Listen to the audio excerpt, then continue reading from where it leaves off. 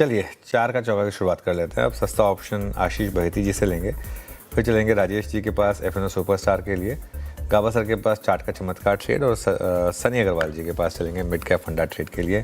तो आशीष जी बताइए आपका सस्ता ऑप्शन। जी एचएएल की कॉल में खरीदारी की सलाह रहेगी। यहाँ पे सेटअप स्ट्रांग बना हुआ है और जिस हिसाब से ब्रेकआउट मिला है, डब्ल्यू पैटर्न का ब्रेकआउट देखने मिल रहा है, तो यहाँ पे 4550 4550 की जो कॉल है, 100 रुपए के करीब ट्रेड करिए, 103 रुपए के करीब उसमें पोजीशन बनाई जा सकती है। जो स्टॉप लॉस इसमें मेंटेन करना और 90 रुपए का ऐसे मेंटेन करे।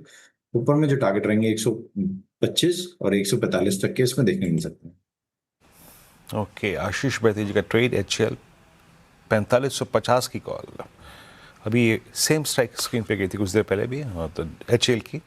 राजेश सतपथी जी आपका ट्रेड। वीरेंद्र जी देखिए, मेरी नजर एशियन पेंट के चार्ट के ऊपर है। मुझे लगता है क्लीन ब्रेकआउट आ रहा है। यहाँ पे 2825 चल रहा है। स्टॉप लॉस 2800 के नीचे मेंटेन करे तो स्टॉप लॉस होगा हमारा 2790 का। एशियन पेंट बाय रहेगा। स्टॉप लॉस थोड़ा डीप रख रहा हूँ क्योंकि थोड़ा वोलेटिलिटी इसमें ज्यादा रहता है। टारगेट जो है मेरे हिसाब से 2880 से लेके 2900 तक का आएगा Asian paint.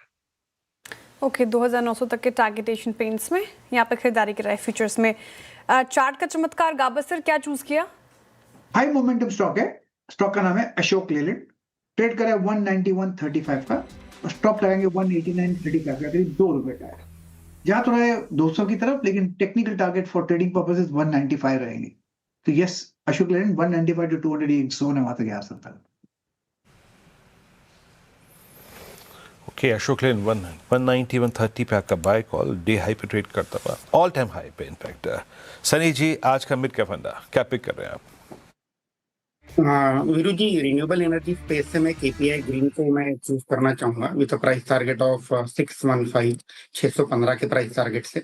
Basically Gujarat based EPC company है जो प्रीडोमिनेंटली सोलर एनर्जी पर फोकस करती है।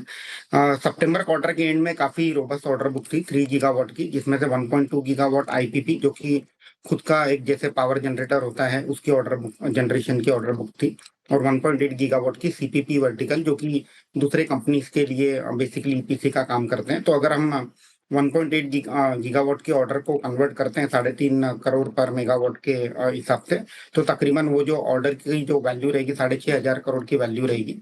सो मुझे लगता है कि एफएट 26 और 27 में काफी रोबस्ट ग्रोथ रहेगी। 27 की अगर हम बात करते हैं प्रीडोमिनेंटली, तो 4,200 करोड़ का सेल्स और प्रॉफिट 700 750 करोड़ का प्रॉफिट आएगा।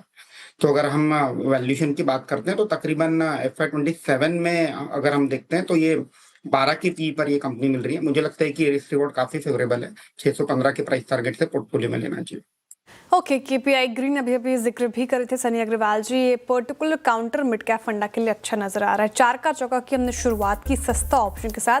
आशीष बहेती जी ने सुझाया हेल अच्छा परफॉर्म करता हुआ 4,550 का कॉल लेना, आपको 145 तक के टारगेट देख रहे वो, और 90 का स्टॉप लॉस मेंटेन करना है।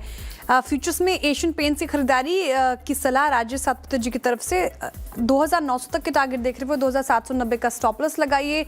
चार्ट का चमत्कार के लिए गाबा सर कह रहे अशोक लेलैंड अच्छा परफॉर्म कर सकता है, 200 तक के टारगेट और 189 का स्टॉप लॉस मेंटेन करना है। और मिड कैप फंडा के लिए केपीआई ग्रीन सनी अग्रवाल जी को पसंद आ रहा है, 615 तक के टारगेट देख रहे वो, खरीदारी की राय उनकी तरफ से।